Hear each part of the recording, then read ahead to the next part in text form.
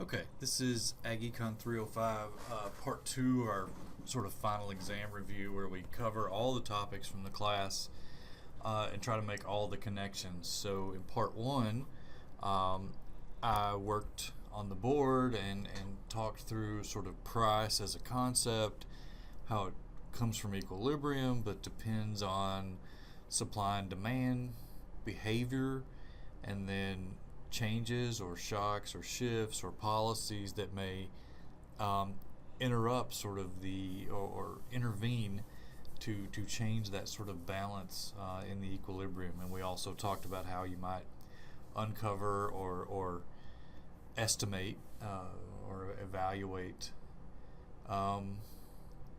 supply and demand characteristics to try to understand the components of price response, and how we expect markets to work.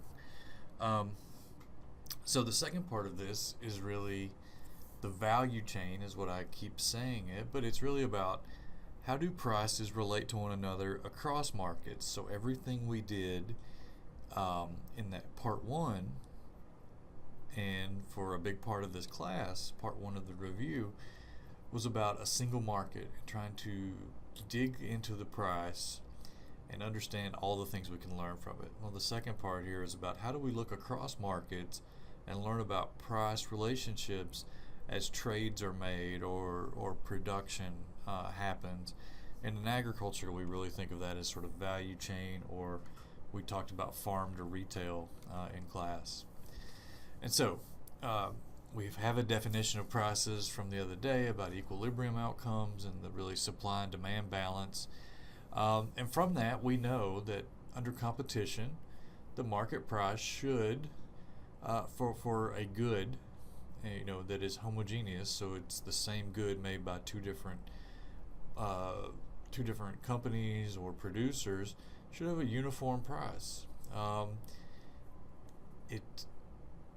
It would be, arbitrage is supposed to keep those prices in line with one another, because if one of the prices gets unfairly lower or higher, then there's incentive for people to move away and to that business model just doesn't hold up.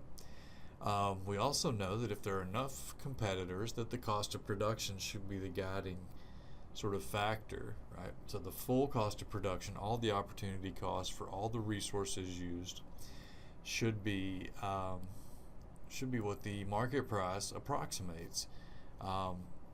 That is not to say that there are no net profits recorded in accounting, but that in economic profits would go to zero, because the fixed resources would all be earning their natural rent or their opportunity cost rent. So the second best price that the market would pay if that resource were to leave. Even under imperfect competition, where we have some kind of strategic price setter that has some market influence, so a monopolist or other sort of entity with market power, we think of the price in terms of the cost of production first, and then add to that some markup.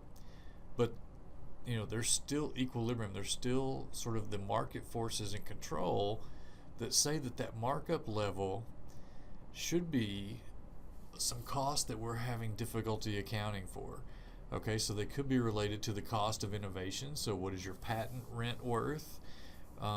If you have a patent control on being the only one to produce your product, or it could be the rent to protect that market power, right? So those extra rents or that extra markup has to be related to something. Otherwise, we have no way of sort of there's no conditions, right, that allow us to understand this. And so markup pricing is not something we spend a lot of time on.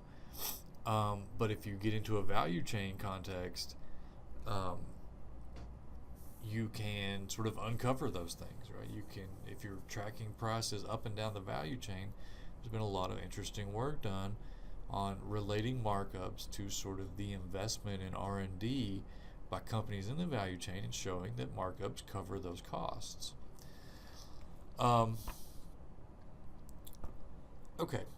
And so if we sort of take these notes under consideration, then a good way of defining price is the cost of production as determined by the value chain. And for simplicity, I'm only going to talk about competitive pricing, but know that you can do this with a markup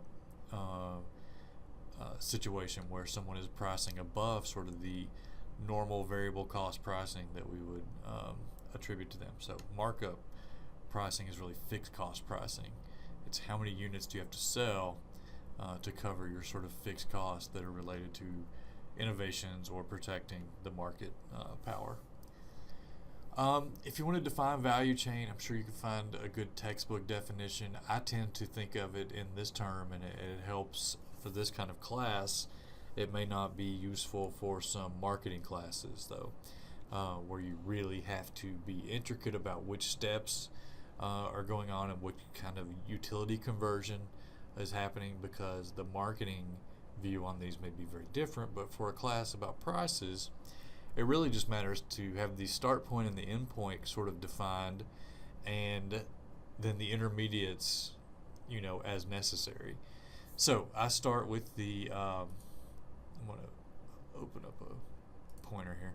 I start from sort of the origin or the first product that's made out of raw materials or primary inputs.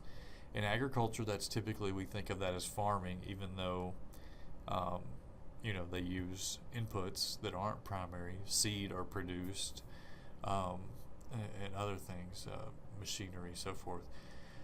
But really it's about this first conversion of solar energy and soil nutrients into crop outputs.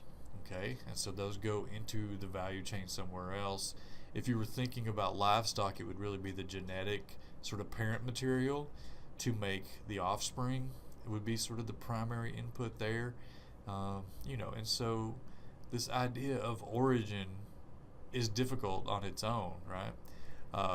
Because the economy is circular. Things get made, and everyone uses things that have been made to make other things. But we have to pick a point. And so for an agricultural or food product, we typically go back to what we call the farm level as the origin point and try to work from there. Intermediate phases, so whatever steps are required to change the form of the product, the location of the product, maybe the time elements that matter, storage, right, basically. And then at the other end of the value chain is the final use, the consumption value. Someone pays for this and takes the product out of the value chain. Okay, they consume it somehow. And so the consumption value of the origin level product is paid for at this final use stage. All the other inputs that were used to transform it were also get paid for there. And so that final use price, that retail price is what we typically call that, should have all the pricing going back to this origin point. If we think about prices through the value chain, then cost becomes the easy way to define those. At the origin, we have sort of a basic cost determined by scarcity of resources. Okay, so if we're thinking about crop agriculture, labor, land, water, these are all the limiting factors. These limiting factors have their own markets. Other industries want to use these, other agriculture industries or manufacturing, whatever. And so you have to bid. Right? So these are limiting resources in the economy. You bid for their employment and use, and they determine how much production you can make. The pricing of the origin level product is related to the opportunity cost of these resources, plus any purchased inputs that you used at that level. Intermediates, prices are determined by the added cost or the value added of any transformation. So those occur at every phase. Every time sort of there's a movement of the product or a conversion of how we might characterize it, those costs of transformation get added to the price. And then the final use price is determined by the accumulated cost. So all the way from origin through all the intermediate steps to getting the good in the hands of the final user, final consumer.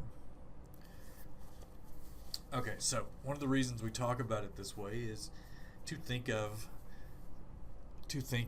a sort of model or mental model, or sort of, in this case, sort of a pictorial model of how we might think about cost in the value chain. So it's a simplified view of value added that goes from the farm product here up to the consumer food product or the purchase by the consumer. Additional branches in this value chain as you move up are just conversions, right? So these are conversions to get it ready for the final use. So the farm product down here is this sort of origin level product, the first sort of industrial mix of things. So land is a raw or basic input that really just sits out there in its scarcity. Nobody makes new land. And so that's sort of how we define this as an origin. You could think of a bunch of inputs. So I only make 2 legs in each of these products, but in theory, right, there's another leg here that says labor, another leg here that says capital, another leg here, and instead of having all other inputs on one leg over here, there would be just a huge number of those. So this second leg is doing a lot of work. It's really many inputs. Okay, so don't get confused by the sort of left side here nomenclature. I'm drawing one leg here, but it's supposed to be a bunch of things, right? Many inputs. So the farm product, land and other inputs get combined to make the farm product. Farm product and some other inputs, these don't have to be the same, right? So this other inputs and this other inputs are not the same. But this farm level product, it's bought from the farm, gets combined with other inputs to make something we might call like the food product or some intermediate food product. Maybe it's not ready for final consumption, but it has all the qualities that the final food product is going to have. So packaging, transportation. So if you read down through here, preparation for shelves or transportation, then this other inputs get added to that and get it to the final user, right, in a place ready for the sort of retail or final purchase in the chain. Okay, and so if we are talking about cost, then the final use, consumer food purchase here, the price should be related to the cost of these things. And at this level, the food product should be related to the cost of these things. And at this level, the farm product should be related to the cost of these things. Now, again, these other inputs matter. They get added to the cost. But if we think of this chain down the left side, land being an essential sort of input for farm production, the farm product being sort of an essential, the farm output or the crop output or the beef animal, whatever you want to think of it as, being essential to the food product, the steak or the cornmeal or the wheat flour, whatever, then this left side becomes sort of the point that we might track prices, land prices to farm output prices to food prices, and then to final retail prices. These other inputs all have markets though, right? And there is definitely a labor market and the labor market here and a labor market here. So in some ways, these people in the value chain, these different levels of firms are competing with each other because they all need labor, right? And so bidding up the price of labor here actually increases the price of the farm product that the food producers use, right? So these things are all connected. It's a very complex sort of process when we start talking about all these related markets. And that's why we try to draw this left-hand chain and sort of simplify it and say, what are the connections between land as sort of the primary ag limiting input, the farm, the food, and then to get to the final consumer. As we move up the value chain, the prices really depend on cost share. So when we talk about the costs at each standpoint, at each station or each phase, we're really interested in how much of the final cost of this consumer food purchase is attributed to the food product and then the other stuff that gets mixed with it. So the transport cost, the fuel, the storage, any sort of packaging or preparation, the rental on the shelf space, whatever. So how much is the cost here versus here? And then if you're moving to the price at the food product level, how much of the cost is here versus here? So it's really about these cost shares. Okay, so how, if the price of the farm product goes up a lot, but it's only 20% of the cost of the food product, then it doesn't have a big price impact. Okay, by the same token, there's something over here that is the labor cost. If that labor cost and these other inputs and wages, there's a new minimum wage law or something that raises wages by 20%. Well, if half of the cost of this food product or food preparation is attributed to labor, then that price increase on labor is going to have a big effect, and we'll see it track not up the left side, but these impacts from the right side. And then the other thing here is, how big is the land, is the cost share for land, right? So remember, this opportunity cost pricing. So even if we believe this farmer operating to make this farm product owns all of the land, well, they could rent the land, right? So they have to charge themselves something, and so there's a rental cost or opportunity cost to using that land either way, and so we can always find a cost share for that farm product. And so that's really what we're talking about when we say how important is land in the farm production, with how it's a cost share component. How important is the farm product in making the food product? We're talking about a cost share component. Okay, and so in some way, the price change from land, or let's just jump to here, the farm product to the final user sort of depends on all of these cost shares up the left side. Okay, so how dependent is the farm product market on the land market, the food product on the farm market, and then sort of final use, putting it in consumer hands on the food market. And then we have one final element that we have to talk through, and this is probably related to one of the questions on the final, closer than anything that we've talked about here, but these cost shares aren't necessarily fixed. Okay, so the cost that go, if you look at the retail, farm to retail slideshows we did through lectures in, I think, week 12 and 13, but don't hold me to that. It could be 11 and 12. We talked about how the retail dollar is getting less and less farm oriented, right? So it is the farm share, the cost share, so to speak, of the dollar spent here is slipping. It was 20 cents 25 years ago, and now maybe it's 14 cents or something like that, I believe is a pretty current estimate. And so why are those costs changing? Well, it could be that the costs over here are going up faster than the costs on the left side of this chain, right? So labor, capital, all these other things have price increases that the farm product don't. But the other thing we have to account for is that these cost shares aren't fixed. Technology may allow input cost shares to adjust, right? So if land prices get expensive, what do people do? Well, typically when land prices go up, farm product prices go up, but if they don't go up enough, one of the things you can do to try to raise yields on the same land is use more fertilizer or more other input. Okay, so if land rents go up, use more fertilizer to try to increase yields on the same amount of land.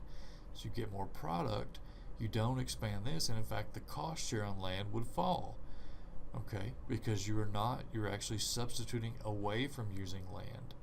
Right? So you're trying to get the same production off of less land, so the cost share will tend to fall unless the prices go up by a lot.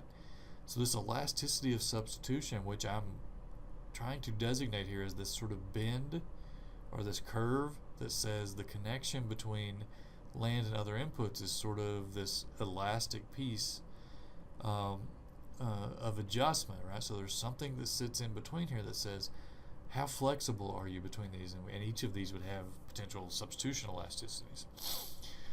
Elasticity of substitution tells us how much flexibility producers at each stage have within the value chain to change up their input mix. Okay, so the farm producer, how much flexibility is there between land to use less land and more of other inputs to get the same output? Okay, it's really a same output context. Same thing here for the food producer. If the farm product gets more expensive, can you use less of it and shift so that you're using more of other inputs, more packaging, more preservatives, more refrigeration, more labor to make sure that waste is not there, and so forth. And then better use of logistics or whatever up here to get these food products that are sort of off the line into actual retail consumer hands. Okay, so as a sort of summary on elasticity of substitution, the lower the elasticity of substitution, that means the lower the ability. These were the labs we had. I'm going to say lab 8 and 9. The lower the elasticity of substitution, the lower the ability to substitute for input X. So input X is just some generic. When the price of X goes up. So the price of X goes up, are you stuck, right? Because we have to keep demanding the same amount. Are we stuck with that cost increase? Or if we have some ability to substitute, can we move away from that expensive input into something else? If you have this low substitution elasticity, then you are somewhat stuck, right? You don't have any flexibility. You have to keep purchasing roughly the same amount. You deal with the price increase, and you need your output price to go up and cover that cost. And what that'll tend to do is make the two phases, right? My output price and my cost of this input X will be more closely related. The prices will move together. And in fact, if I have a fixed demand for input X, I can't substitute anything for it. The substitution elasticity is that right angle isoquant, or the substitution elasticity is 0, then the prices are directly related. A price increase of my output will cause the price